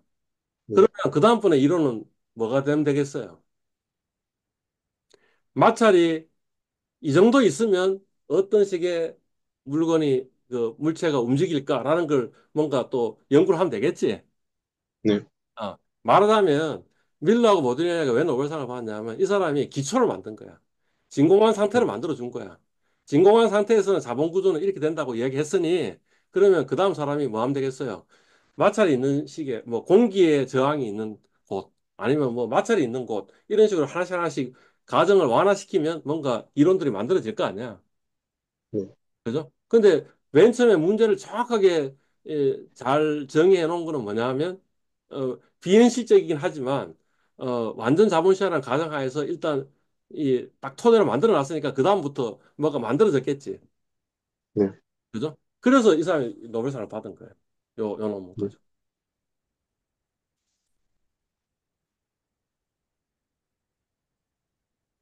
그러면 그다음 챕터는 뭐가 될 것 같아요? 법인세. 그런 그 이 가정을 현실화시키는 것 중에 하나로 중요한 게 뭐냐면 법인세인 것 같다라고 이야기된 거죠. 이것도 누가 이야기한 거냐 하면 밀러하고 모딜레가 이야기한 거예요. 그러니까 첫 번째 페이퍼가 지금 2절이고 두 번째 페이퍼가 뭐냐면 3절이에요. 3절. 음. 앞에 이야기했던 2절은 MM은 법인세가 없다고 가정했잖아요. 그죠? 근데 실제로는 세상에 법인세가 있잖아. 그 네. 법인세가 뭔가 이 자본 그 부채를 그 타인 자본을 조달해서 남한테 돈 빌렸을 때 그럴 때 뭔가 좋은 점이 있잖아라는 거죠. 그 좋은 점 우리 이미 알고 있죠. 뭐 어떤 거예요? 부채를 내서 이자 비용이 나가고 나면 그게 이 법인세 차감전 순이익이 되는데 그러면 그것만큼 어떻게 되는 거예요? 비용이 더 나갔으면 그것만큼 뭐가 되는 거예요? 법인세를 좀 덜 내도 되잖아. 네. 그죠? 그걸 보고 뭐라고 이야기한다고? 이자 세금 재산, 네, 방패라고 이야기하고, 그러니까 이자 세금 방패는 결국에는 누가 먹는 거예요? 채권자는 이자만 받고 이익을 이렇게 배분받지는 않으니, 그러니 결국에는 그 주주의 몫이 되니까. 그럼 주주 입장에서는 법인세가 있다고 생각하면 돈을 빌리면 빌릴수록 더 좋은 거네. 왜냐면 이자 세금 방패가 작동할 거니까. 네, 그죠? 예. 그게 뭐냐면 MM2예요. 그러니까 MM의 두 번째 수정 논문이 되는 거예요. 그죠? 예. 그러면 아마 MM의 명제 1, 뭐, 기업 가치에 무관하다 그랬는데 무관하지 않고 부채 비율이 증가하면 증가할수록 기업의 가치는 증가합니다. 이렇게 답이 나오겠죠. 네, 음. 자, 세금 감면 효과가 있는지 예시를 둔 거죠. 무차입 기업 같은 경우 어떻게 돼요?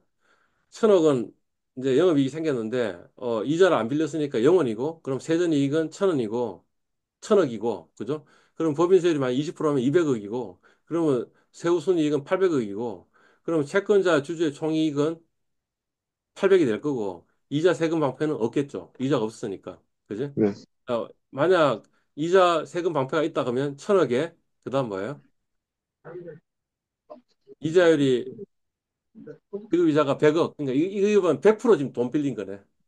1,000억이, 1,000억을 나오는 그 돈을 네, 100% 생각하면, 어, 거기, 100억 나오고, 그럼 세전이익은 1,000억에서 100억 빼면 얼마예요? 900, 900억이 되고, 900억이 네, 되고 나서 법인세를 내면 180억이 될 거고, 그럼 세후순위가 네, 720이고, 그러면 네, 채권자는 100억 가지고, 그죠? 근데 네, 이 주주가 720을 가지니까 결국엔 820억이니까 자산을 기업의 가치라고 한다면 800억보다 820억이 더 높지 않냐 이거지. 네, 20억이 왜 생겼어? 왜냐하면 정부가 돈을 덜 가져간 거죠. 네, 왜냐하면 비용 처리돼 가지고 100억이 비용 처리돼 가지고 정부가 부과할 수 있는 게 부과할 수 있는 이익이 줄어들어 가지고 그러니까 네, 결국 20억은 누구 거야? 주주가 이자 방패 효과로 향유한 거 아니냐라는 거예요. 세금 감면 효과. 네.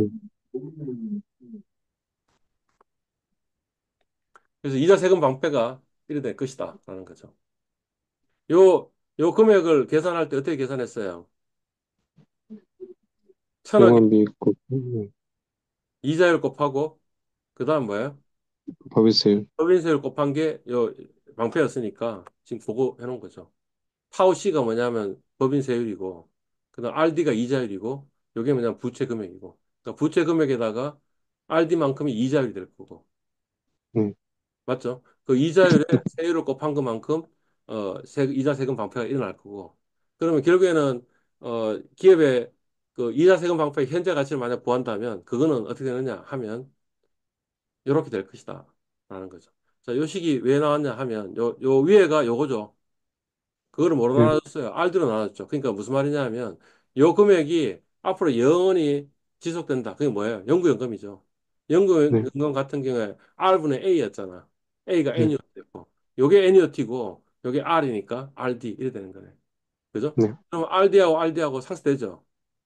네, 타우시 D 이래 되죠. 그러니까 네, 그 이자 세금 방패의 현재 가치를 구하면 그거는 뭐냐 하면 부채 곱하기 법인세율이에요. 네. 음. 그러니까 이제 그 두 번째 논문에서 이 두 사람 이야기한 게 뭐냐? MM 명제 1이 바뀌어야 되는데 어떻게 바뀌어야 되느냐 하면 그 명제 1이 뭐였죠? 요거였죠, 요거. 네. 요거였는데 여기에 플러스 뭐가 있어요? 이자 이제 생, 방패만큼의 현재 가치만큼은 플러스가 돼야 되는 거 아니냐라고 이게 적혀 있는 거죠. 네, 그죠? 예. 이것도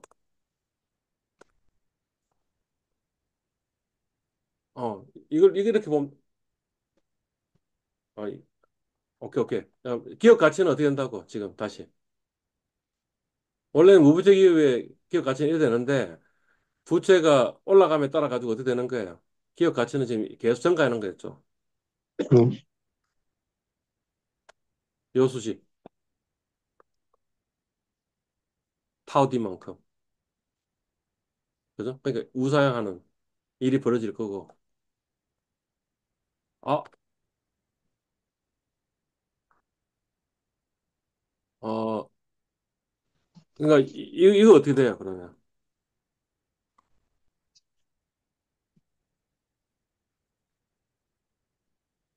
부채 비율, 자본 비용,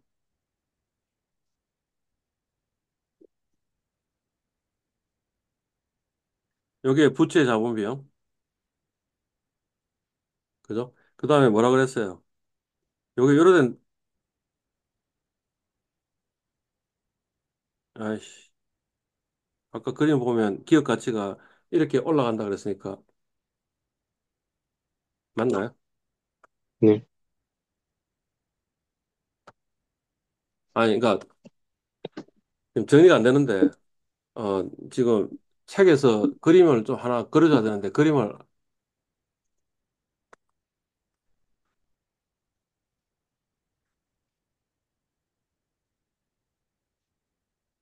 지금 뭐냐면, 그, 요 그림 하나 그려주고, 그 다음에 마치 요 그림에 의거해가지고, 요런 그림 하나 그려줘야 되는데, 지금 그림 안 그려줬는데, 어디 찾아보면 있을 거예요. 그러니까 그냥 한번 보시도록 하시고요. 네, 그리고 만약 그렇다면 이제 도출될 수 있겠죠. 도출되는데, 이 시기, 아까 시기하고 차이가 뭔 것 같아요? 아까 MM 명제 2는 뭐였어요? R 이꼴 여기까지 안 했어요. 여기까지. 네, 여기까지였는데 지금 수정된 MM 명제 2는 보니까 그게 뭐가 있어요? 1 빼기 타우 C가 있죠. 네, 그러니까 그 말이 무슨 말이에요? 뭔가 그 RD가 사실은 그게 아니고 RD에서 일부는 뭐예요? 사실은 이펙트가 없는 거죠. 뭐냐면 우리가 세금을 덜 내니까. 그지? 그러니까 이런 식을 머릿속에 생각하면 되잖아요.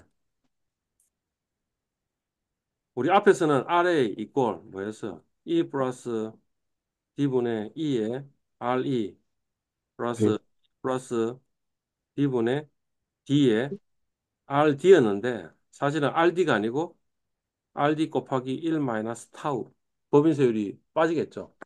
왜냐면 네, 그거는 이자 그 세금 방패 효과에 의해 가지고 제거되니까. 그래서 그 식을 다시 정리하면 요 식이 나온다. 네, 오케이. 이제 또 다른 그러니까 이제 그 세 번째 논문을 쓴 거야. 밀라고 모델리냐가. 그게 뭐냐면 재무 공개 아까 파산 비용이라고 생각하시면 된다. 이렇게 얘기했어요. 네,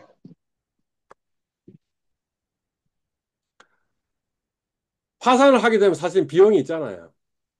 네, 그 기업을 파산해서 그냥 자산을 정리하면 정리할 때 막 그 갑자기 팔아야 되니까 갑자기 팔면 그 재가격을 못 받고 싸게 팔아야 되고 뭐 이런 일들이 벌어지잖아요. 그죠? 그러니까 네, 이자의 세금 방패 효과를 이야기하면 뭐예요? 부채 비율을 100% 땡기는 게 옵티멀이다. 이렇게 이야기했잖아. 그죠? 네, 꼭 그런 것 같지는 않다 이거죠. 뭐냐면 이자율을 100% 가까이 하면 이 기업은 부도날 가능성이 굉장히 높아졌잖아요. 그러면 네, 파산 비용이 생기고 파산 비용이 생기니까 뭔가 이자도 더 많이 부과할 거고 그러면 그거로 인해서 비용이 있을 거니까 그러면 실제 기업 가치는 그 원래는 그 무채 기업의 가치가 그냥 기업 가치다라고 얘기했는데 거기에 이자 세금 방패에 현재 가치가 더해졌고 그다음 뭐예요? 재무 공개 비용이 있으면 그거의 현재 가치도 빼줘야 되지 않겠냐라는 거죠. 그러니까 부채를 많이 사용할수록 재무 공개 비용은 증가하지 않냐 이것이. 네, 그 그림이 이 그림이다라는 거죠. 자, 무부채 기업의 가치고 그다음에 이자 세금 방패 효과만큼 우사양할 거고 그죠? 근데 실제로는 뭐냐 하면 그 뭔가 빼야 되는 게 있는데 빼야 되는 거는 부채 비율이 올라가면 올라갈수록 더 커지지 않겠냐는 거지. 그러니까 요 직선하고 요 직선의 차이가 뭐예요? 재무 공개 비용이 되겠죠. 네, 요 직선하고 요 직선의 차이가 이자 세금 방패가 될 거고. 그죠? 그러면 이제 기업 가치가 이런 식으로 생겼으니 그러면 최적 순이 있겠네. 최적 부채 수준이 있겠네라는 거죠. 정리하면 이런 네, 거예요.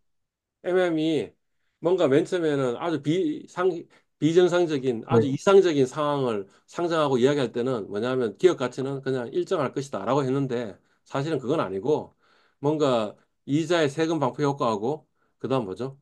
이 저 재무 공개 비용을 생각한다면 뭔가 옵티멀 레벨이 있겠네라는 거죠.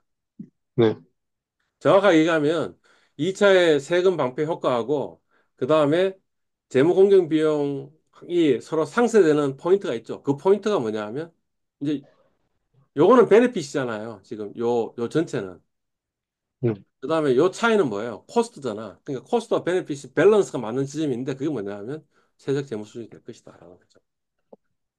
그러니까 뭐 정리하면 이렇게 되겠어요. 어, 적절하게 재무 레버리지를 이용하는 게 최적 자본 구조다. 그지? 예. 어느 네, 정도가 돼야 되냐면 재무 공개 비용이 마에 안 생길 정도로 그렇지만 네, 이자 세금 방패 효과는 향유하면서 하면 되니까 그 정도가 최적 자본 구조가 될 것, 최적 자본 부채 비율이 될 것이다라는 게 밀러 모디렐리의 결론이다. 네, 네, 이렇게 되는.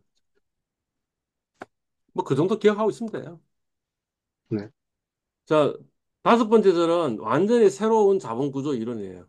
그러니까 이제까지 이야기했던 거는 한 사람이 지금 두 사람이 이야기했던 거잖아. 그죠? 그러니까 네, 동일한 거고 그 이후에 실제 그 부채 비율이 어떻게 되는지를 체크해 보니, 그러니 이 사람들 이야기가 좀 안 맞는 것 같아. 라고 하면서 만들어진 이론이 뭐냐면 자본 조달 순수 이론이에요. 사실 이론이라 적어놨지만 사실 이건 이론 아니에요. 그냥 실전 결과를 보고 현실이 이렇게 돼 있으니 아마 이런 게 이유이지 않겠냐라고 그렇다는 이유를 붙인 거지. 사실은 이론이라고 얘기할 수는 없어요. 증명을 한 건 아니에요. 네, 이 이론을 이야기한 사람은 마이어스라는 사람이고, 뭐, 현존하는 분이고, 이 사람은 노벨상 아직까지 못 받는데, 받기에는 약간 좀 약하지 않냐라는 생각이 있어요. 예. 근데 이제 뭐 어떤 거냐면, 그, 상장하는 세계는 정보 비대칭이에요. 그러니까 기업의 상황을 외부에 있는 그 채권자들이 잘 알 수 있어요, 없어요? 없죠. 기업의 네, 내부의 사정은 기업 경영자만 알고 있는 거죠. 그러니까 정보 비대칭성이 있는 게 있는데 그러면 네, 경영자는 뭔가 선호하는 자본 조달 순서가 있다라는 게 마이어스의 주장이에요. 음, 어, 돈을 빌리려고 하면 어디로 가야 돼요? 은행으로 가야죠. 은행을 가야 돼요. 은행에 가가지고 돈 좀 빌려주십시오 하면 은행이 싫어 하면 못 빌리는 거 아니야. 네, 그러니 은행을 안 가려고 하는 거죠. 네, 그러니까 은행 가는 것보다는 혹시 우리 회사 내부에 돈이 있으면 그 돈부터 먼저 쓰겠다라는 거죠. 그게 내부 유보 자금. 이익 잉여금이 네, 쌓여 있으니 그 잉여금으로 뭐 하는 거예요? 네, 그냥 신규 투자를 하는 자본 조달을 하는 게 우선순위일 거라는 거지. 그 다음에 은행을 갈 거라는 거지. 그 다음에 주식시장으로 갈 거라는 거지. 은행 네, 가는 거는 그래도 좀 쉬워요. 그냥 아무 때나 가가지고 돈 좀 빌려줄래요? 해가지고 빌려줄게 하면 빌릴 수 있잖아. 네, 그죠? 근데 주식을 발행하려면 어떻게 해야 돼요?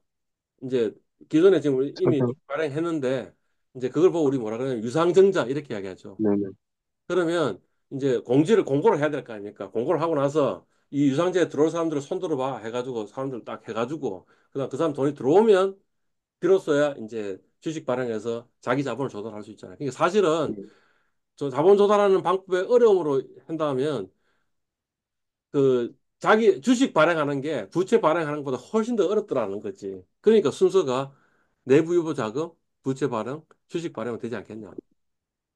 네, 그죠? 예. 그 다음에요, 그 자본 비용으로 한번 생각해 봅시다. 자본 비용으로. 네. 빌리는 게, 그 은행으로부터 돈 빌리는 게 더 이자율이 낮을까요? 아니면 주식 발행하는 게 더 낮을까요? 은행이 좀 더 낫지 않을까요? 그게 지금 요 그림이지.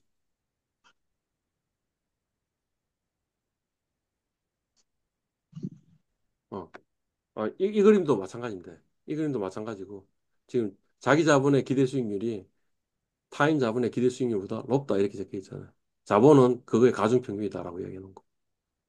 그죠? 예. 네, 여기서 또 보면 뭐예요? 부채 이자율은 자기 자본의 이자율보다 낮잖아. 근데 그게 당연해요. 왜냐하면 부채는 뭐 어때요? 원금을 언제 갚는다는 게 정해져 있어요. 네, 그다음에 이자는 얼마라고 정해져 있어요. 그러니까 네, 적어도 내가 돈을 빌려주는 시점에서 이 사람이 뻥사고를 낼 가능성이 있지만, 부도를 낼 가능성이 있지만, 그렇지만 그래도 그 시점이나 금액 규모는 딱 미리 정해진 거 아니에요. 부도만 안 낸다면. 네, 그죠? 반면에 주식을 발행한 거는 이 돈을 언제 갚다는 이야기를 했어요, 안 했어요? 네, 요번에 이익이 생겨가지고 배당을 많이 해줄 수도 있고 적게 해줄 수도 있고 하고 그래서 몇 년이 걸릴지도 모르겠고 그러니까 당연히 높은 자본 비용을 부과하는 게 맞지 않아요? 그러니까 그 말이 무슨 말이에요?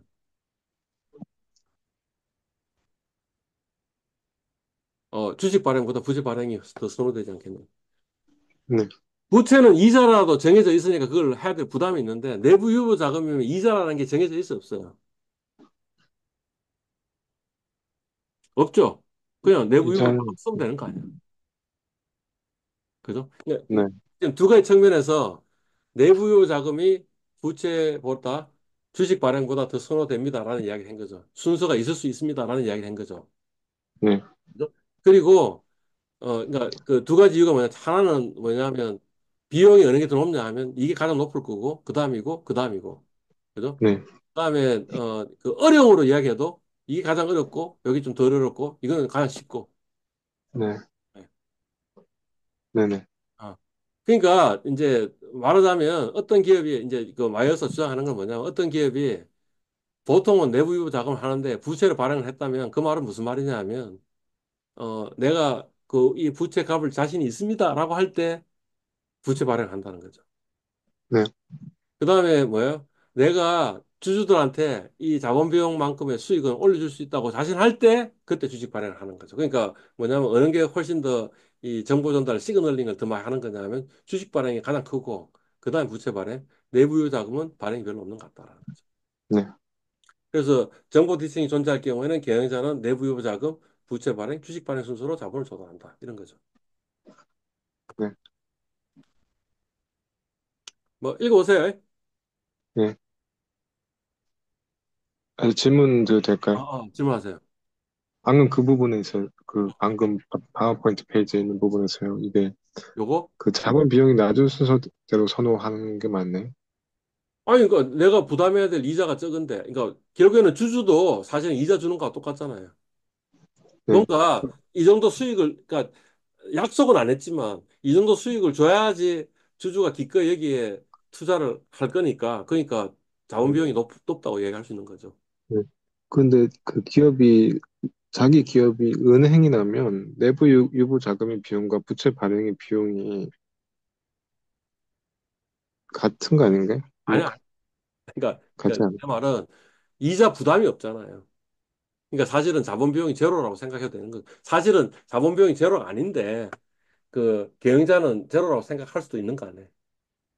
명시적으로 근데, 여기서 얼마의 수익을 올려라는 것을 내가 계약한 바는 없잖아요.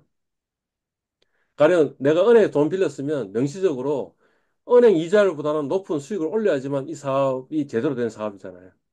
안 그러면 네, 이자도 커버 못할 정도로 지금 사업에 돈을 벌었으니까 실패한 사업이잖아요.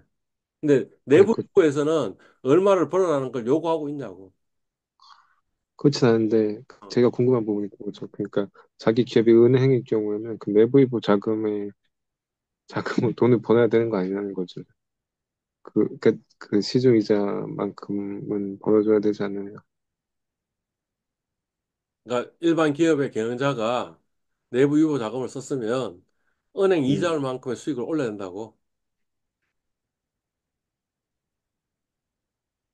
제가 지금 그 이해한 게 맞아요? 그, 그 경영자가 자가 은행을 내부 경영한다면, 유보 자금을 그, 네. 이용했으면 사실은 그 사업을 통해 가지고 은행 이자율만큼의 수익은 줘야 되지 않냐라는 거예요.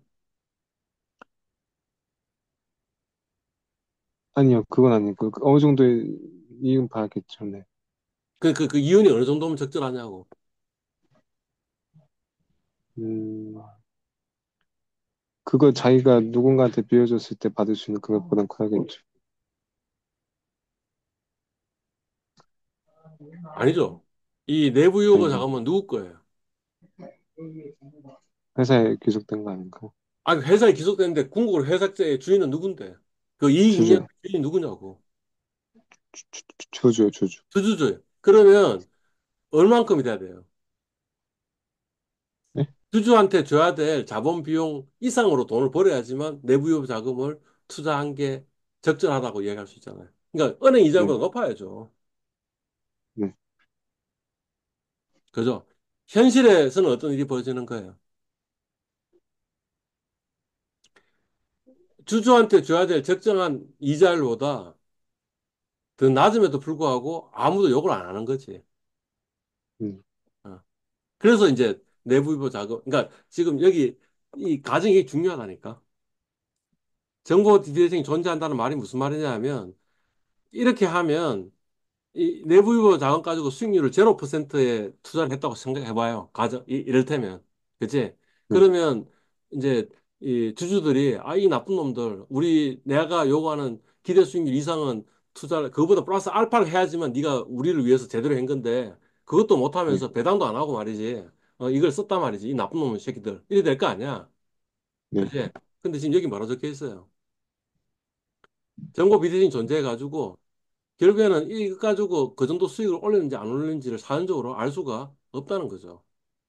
네, 그러니까 이제 이렇게 되면 이제 다음 챕터 이야기도 조금 하는 게 되는데 지금 질문을 굉장히 좋은 질문을 한 거야. 뭐냐면 내부 유보 자금을 가지고 투자를 하는 방법이 하나 있고 또 하나는 뭐예요? 그 내부 유보 자금을 뭐로 쓸 수 있는 거예요? 배당으로 쓸 수 있는 거예요. 네, 네, 맞잖아요. 그죠? 예. 네, 그러면 어떤 경우에는 그 배당하는 게 기업 가치를 늘리는 거고 어떨 때는 배당하는 게 기업 가치를 줄이는 거예요. 네. 어느 걸 같아요? 그러니까 한번 상상해 보면.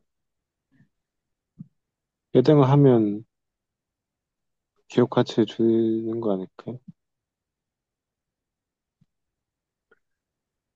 사실은 알고 보니까 이 내부 유급 자원까지 쓸 때인데 돈을 쓸 거야. 그래서 그냥 네, 경영자만 좋은 일을 배불리는 일을 할 거야. 네, 아니면 저 대주주만 배불리는 일을 할 거야. 근데 그거를 그 우리 주주한테 배당을 했어. 그러면 기업의 가치는 주가는 올라가겠어요? 떨어지겠어요? 그러면 올라가는 거죠. 올라가겠죠, 그죠? 근데 그게 네, 아니고 이 회사는 굉장히 건실한 기업에서 이 회사가 이 내부 유급 자원을 잘 활용해가지고 내가 이 배당 받아가지고 딴데 이자 그 뭐 채권에 투자하든 아니면 내가 주식에 투자하든 그 수익률보다 훨씬 나은 이 경영자가 경영을 해가 높은 이 기업의 가치 캐시를 제너레이트 하는 그런 능력을 갖고 있는 기업이야. 네. 오케이? 그러면 그런 기업에 배당을 하면 주가가 올라가요, 떨어져야 돼요.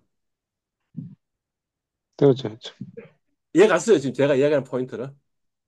그러니까 네. 배당을 한다가 좋다, 나쁘다가 아니에요, 사실은. 뭐냐면 상호작용하던 말씀이시고. 이 회사의 투자 수익률이 이 회사가 이 자본 투자를 해가지고 저 자본 예산을 해가지고 자본 투자를 하잖아. 그러니까 그 실물 투자를 하잖아. 그 투자 수익률이 지금 뭐냐면 그 이 뭔가 기회 비용이 있잖아. 이 그 주주들의 그 돈 받아가지고 자기가 네, 딴 데 투자할 건데 그 비용하고 비교해서 경영자가 훨씬 더 잘할 것 같으면 그러면 배당하는 게 오히려 주가를 떨어뜨린다니까. 네, 그리고 만약 여기에 투자 수익률이 낮은데 배당을 안 하면 뭐예요? 그것도 기업 주가를 떨어뜨리겠지. 그러니까 배당하냐 안 하냐는 이 회사의 투자 수익률의 효율성이 얼마나 높으냐 안 높으냐에 좌우될 거라는 거지. 자, 그 단적인 네, 예가 뭐냐면 벅시에서는 이제까지 한 번도 배당을 한 적이 없어요. 네, 네, 근데 벅스의 주가는 계속 올라가고 있잖아. 네, 그 이유가 뭐예요?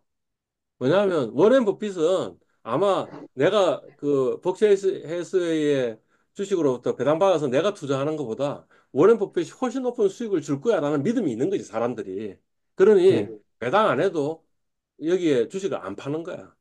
여기 놔둬놓는 네, 게 내 더 높은 수익을 올릴 거니까. 네, 그죠? 만약 내가 현금이 필요해. 그럼 어떻게 하면 되겠어? 벅시헤스의 주식의 일부를 내가 팔면 되지 않겠어? 네, 어. 그러니까 그게 지금 다음 챕터 내용이에요. 사실 정확하게. 뭐냐면 배당을 하나 안 하나 상관이 없다. 그게 밀러 모디네가 또 한 이야기야. 네, 근데 배당을 하나 안 하나 왜 상관이 없냐면 가령 배당 안 하는 기업이 또 쳐봐. 네, 그러면 내가 그 갖고 있는 주식의 일부를 팔 수가 있잖아. 그게 뭐냐면 홈메이드 디비던드 아니야. 내가 네, 직접 디비던드 같은 걸 만들어낸 거 아니야. 그렇게 할 수 네, 있으니 그러니 배당 하나 안 하나 그 기업의 가치는 차이가 없을 것입니다. 라는 게 이제 이 배당 쪽에서의 정리라고. 네. 음, 그래 되는 거예요. 그러니까 여하튼 이제 머릿속에 기억에 남는 건 뭐냐면 내부 유보 자금이 남아 있는 게 좋은 거냐라고 한다면 사실은 뭐예요? 좋을 수도 있고 나쁠 수도 있는 거지. 얘 가지고 네. 개인차들이 높은 투자 수익률을 올린다면. 음. 아까 정현진 씨는 뭐라 그랬냐면 이자율보다 높으면 되냐고 했는데 이자율은 아닌 거지. 주주가 자기가 다른 대안에 투자를 할 수 있는데 그 기대 투자 수익률보다는 더 높냐 낮냐 이렇게 결정되겠지. 그러니까 주주 입장에서 그렇죠. 자기가 다른 선택을 했을 때 수익률보다 높아야 그러니까 한다는 그게 뭐냐면 거죠. 자기 자본 비용이라는 거지. 자기 자본 비용보다 높으면 판매가 되는 거고 내부 지금 네. 자본 조달 순수 이론이. 근데 마이어스는 뭐냐면 왜 자본 조달 순수가 이론이 있냐면 이게 에이전시 대리 문제 때문에 사실은 그렇게 해서는 안 되는 건데 그냥 이래 된다라는 이야기거든. 지금. 네. 뭐 그러니까 요 뒤에 있는 거 요 두 개 장은 그냥 한번 읽어보십시오. 네. 읽어보시면 될 것 같고요. 여하튼 결론은 뭐예요? 결론은. 그러네요. 부채 비율이 늘어나면 아니, 그 기업가치가 결론은 별조 없다니까. 왜 결론은 별조 없냐면, 하여튼, 어떻게 되는 거야. 어, 뭐, 그, 밀러 모리나 노벨상도 받고 했지만, 그렇지만, 최적 자본 비율은 있을 것 같다라는 게 마지막 결론이잖아. 법인세하고 아, 재무공정 비용을 생각하면. 네네. 근데 그게 얼만데? 그게 어딘데? 지금 요 포인트가 어딘데? 어디 갔나? 요 포인트가 어딘데? 이야기 못 해준다고. 지금. 이야기 못 아, 해주잖아. 그냥 이런 일이 벌어질 거라고 이야기했지. 요 포인트가 정확하게 부채 비율이 50%야. 아니면 200%야. 뭐죠? 모르죠. 라는 거야. 지금. 그다음에 자본 조달 순수 이론에서 이야기한 건 뭐예요?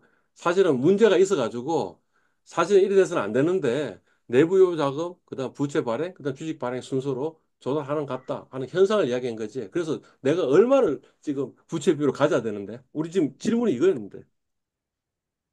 네. 음. 그죠? 그러니까 사실은 뭐 이야기를 하긴 했는데 별로 예, 지금 뭐 우리 질문에 답을 잘 해준 건 아니죠. 그냥 우리가 처음에 갖고 있었던 상식 정도만 갖고 있으면 되는 거지. 돈 빌리면 좋아. 근데 부도는 안 났으면 좋겠어. 그지? 네. 돈 빌리면 법인세 이자 방패 효과도 있는 것 같아. 그러니 많이 빌릴수록 좋다. 근데 많이 빌리면 부도 날 수가 있다. 그러니까 부도 났을 때는 네. 파산 비용이 생기니까 파산 비용은 좀 많이 안 생기도록 하는 정도 레벨에서 그 부채 비율을 가지는 게 좋지 않겠느냐. 그 네. 정도가 지금 이 챕터에서 우리한테 이야기해 준 네. 게 되는 거죠. 네. 음. 혹시 질문 있어요? 아니요. 없어요. 다음 주 월요일도 그 온라인으로 수업을 하고요. 그죠? 네. 다음 주 월요일 날은 뭘 한다는 거예요. 배당 이익하는 정책 정책, 어떻고. 배당 정책에 대해서 좀 이야기를 네. 하면 일단 기업점의 3대 문제는 끝이 나고 뭐 네. 이렇게 되는 거죠. 그죠? 네. 네. 끝내겠습니다. 네. 네. 근데 다음 시간 온라인은 누가 들어온지 어떻게 알죠? 아니, 그, 내가 공지 안 했어요. 아, 공지하셨나요? 공지했을 것 같고, 오늘도 지금 한 사람 안 들어왔잖아. 그러니까 별로 공지를 열심히 안 보는 것 같은데. 다음 주 월요일이 언제예요? 25일인가? 네. 정인지 씨 또 오네. 왜냐하면 지난번에 어, 안 와가지고. 아, 정인지 네. 씨하고 그다음에 김현주 씨네. 지금 보니까. 네. 네, 알겠습니다. 그 29일 날은 또 온라인 수업을 못 해요. 왜 못하냐면 지금 수시 면접을 제가 들어가야 되는데 수시 면접이 2시 반인가 끝난다는데 아침 9시부터. 네. 그래서 그, 이 29일은 그냥 휴강하고 보강으로 처리해야 될 것 같고. 그래서 네. 29일 안 하고, 그 다음에 우리 시험 언제 쳐요? 언제쯤 돼요? 그 9일부터 13일 주간에 치면 되는 거 아니에요? 네, 그죠? 그러니까 뭐 가령 12월 2일 날 온라인 수업하고 6일 날 오프라인 수업하고 종강을 해야 될 것 같은데. 그 정도로 일정을 생각하고 있으면 돼. 네, 어, 이 동영상 수업을 안 들은 학생은 제가 만약 공지 안 하면 지금 일정이 어떻게 돌아가는지 모르겠지, 그치? 그래서 네, 만약 딴짓하면 동영상 수업 안 들었다는 증거로 삼으면 되겠지. 예. 네, 끝내겠습니다. 네, 알겠습니다. 예. 네.